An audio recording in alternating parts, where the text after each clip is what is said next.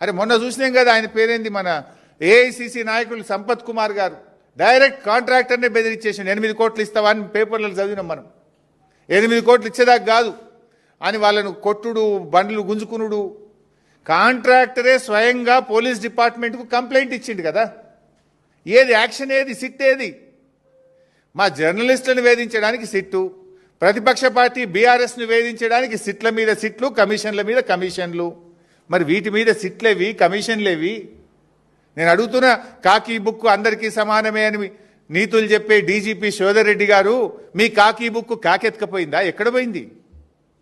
Contractor డైరెక్ట్గా police స్టేషన్లో complaint ఇస్తే ఇప్పటికి ఎందుకు అరెస్టులు అయితలేవు?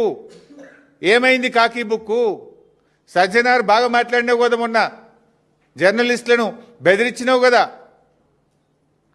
ఎమర్జెన్సీ ఉంటే మీరు ఇక్కడ ఉంటారా, నేను మీతో మాట్లాడతానా, మీరంతా జైల్లో ఉంటారని జర్నలిస్టులనే బెదిరించే ధోరణితో మాట్లాడినావు కదా.